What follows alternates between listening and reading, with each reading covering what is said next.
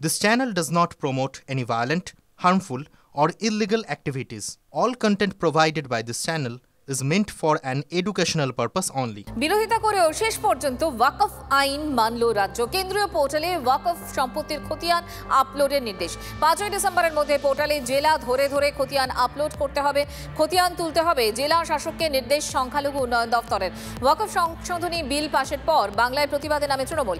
আইন কার্যকর হতে দেবে না হুঁশিয়ারি দেন খোদ মুখ্যমন্ত্রী। আইনের বিরোধিতায় রাজ্য সরকার আদালতেও যায়।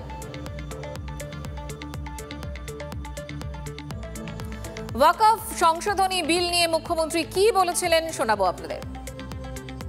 ওয়াকফ নিয়ে আমি আর বলবো না, নতুন করে আমাকে বারবার ডোন্ট ইনসিস্ট মি। ওয়াকফ আমাদের এখানে কোনো কোশ্চেন নেই। যদি ওয়াকফ নিয়ে আন্দোলন করতে হয় দিল্লিতে যান, এখানে নয়। বাংলায় আপনাদের কোনো প্রবলেম নেই, বাংলায় আমি আছি, মনে রাখবেন। এইটা নিয়ে আর গুলোগুলি করবেন না, গুলোগুলি করবেন না। যদি করেন সবচেয়ে বড় শত্রু আমি হব। প্লিজ দয়া করে বিজেপির কথা শুনে বা আর কোনো ধর্মীয় সংগঠনের মৌলবাদীদের কথা শুনে কোনো পরিচিত হবেন না, কোনো ভাগাভাগি করবেন না। এখন প্রশ্ন হলো কি এই ওয়াকফ আইন? ইসলামী আইন অনুযায়ী দাতব্য এবং ধর্মীয় সম্পত্তিগুলো হলো ওয়াকফে সম। আর মোহাম্মদ ঘোরি প্রথম ওয়াকফ চালু করেন 1923 সালে। মুসলিম ওয়াকফ আইন নিয়ে আসা হয় স্বাধীন ভারতে। 1954 সালে প্রথম ওয়াকফ আইন আসে। 1995 সালে বর্তমান ওয়াকফ আইন নিয়ে আসা হয়। এরপর সংশোধনীতে ওয়াকফ বোর্ডের ক্ষমতা বাড়ানো হয়। কোনটি ওয়াকফ সম্পত্তি সিদ্ধান্ত নিতে পারে শুধুমাত্র ওয়াকফ বোর্ড।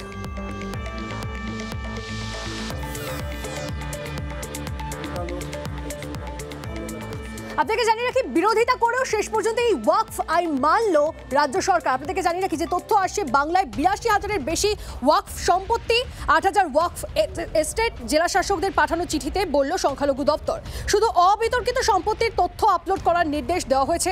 দেশজুড়ে ওয়াকফ সম্পত্তি আপলোডের সময়সীমা শেষ 5ই ডিসেম্বর। মানতে হবে ভারতবর্ষের আইন।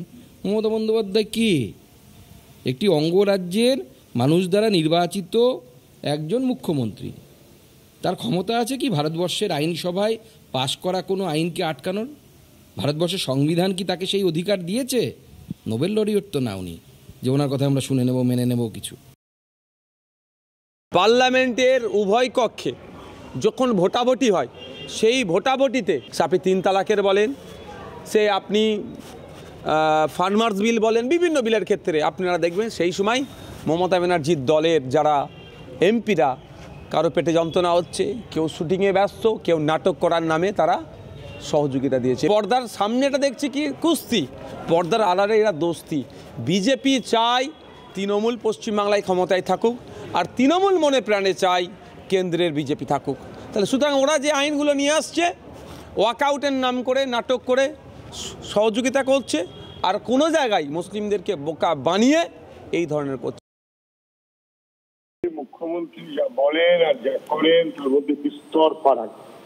মুখ্যমন্ত্রীর কথা শুনে যারা বিশ্বাস করেছে তারা বিপদে পড়েছে, তারা ঠকে গেছে। এটা শুধুমাত্র ওয়াকফ আইনের প্রসঙ্গ নয়, যে কোনো প্রসঙ্গেই এ কথাটা সত্য। এসআইআর আমার প্রাণ থাকতে করতে দেব না, এসআইআর এর ফর্ম উনি নিয়েছেন, এখন বলছেন ঘটিবাটি বিক্রি করে আমি এসআইআর এর কাজ করে দেবো যদি পরে করেন। ফলে মুখ্যমন্ত্রী যা বলেন আর যা করেন 100 ভাগ বিপরীত। মুখ্যমন্ত্রী ভোটের জন্য যখন যেরকম যেখানে যা বলতে হয় তাই বলেন, না এটা আমি করতে দেবো না, আমার উপর ভরসা রাখুন, কোনো নাড়াচাড়া কাউকে করতে হবে না, আমি দিল্লি পর্যন্ত লড়ে নেব। কালকে দেখা গেল সবটা আপলোড করে দিয়েছেন ওয়াকফ সম্পত্তি সংক্রান্ত ব্যাপারে। এটাই উনি যা বলেন আর যা করেন তার মধ্যে 180 ডিগ্রি ফারাক। মুখ্যমন্ত্রী কখনো বলছেন এসআইআর হতে দেব না, আবার সেই মুখ্যমন্ত্রীর সমস্ত রাজ্য সরকারের কর্মচারীরা তেড়ে ফুড়ে নেমে যাচ্ছে বিএলও অফিসার হিসাবে। এসআইয়ের কাজ চলছে, পার্টির লোকরাও বিএলও 2 নিয়োগ করা হয়েছে।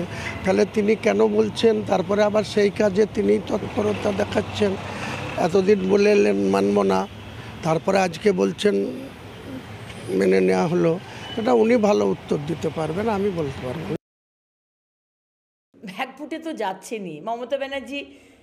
আমাদেরও খারাপ লাগে, আপনি আমাদের মুখ্যমন্ত্রী, বারবার আদালতে যাচ্ছেন, থাপ্পড় খাচ্ছেন, আমাদেরও কিন্তু খুব কষ্ট হয় আপনার জন্য। আজকে দেখুন সেই ওয়াকফ আইন আপনাকে মানতে হলো। কত উস্কানিমূলক কথা বলেছিলেন, আমাদের মুসলমান ভাই বোনেদের কত ইনস্টিগেট করার চেষ্টা করেছিলেন, সেই তো মানতেই হলো। তো একটা প্রশ্ন আপনার কাছে, এই যে ওয়াকফের সম্পত্তি যেগুলো গরিব মুসলমান পরিবারদের ঠকিয়ে আজকে আপনাদের মতো পার্টি যারা নিয়েছেন, যার জন্য আজকে ওয়াকফ আইন এনেছে, আজকে সংখ্যালঘু ভাই বোনেরাও বুঝতে পারছে অনেক ওয়াকফ সম্পত্তি আপনার দলের লোকেরা দখল করে রেখেছে, তার বিরুদ্ধে কি, তাদের বিরুদ্ধে কি কোনো কমিশন বা তদন্ত কি হবে? আমরা এইটা জানতে চাই আপনার থেকে। ভারতবর্ষের মধ্যে সব থেকে বেশি ওয়াকফ সম্পত্তি পশ্চিমবঙ্গে। এই সুবাদে পশ্চিমবঙ্গে যারা জমি মাফিয়া, তারা রেজিস্ট্রেশন না হওয়া জমিগুলোকে বার করে সেইটা দখল করতে ময়দানে নেমে যায়। এটা কিন্তু আমাদের কাছে আশঙ্কার বিষয়। যেমন ওয়াকফ তেমন এসআইআর দেখাবে, ফুসফুস করবে, সব মানবে, কারণ তাদের দিদির লাভ মোদির লাভ, তাই জন্য মানবে।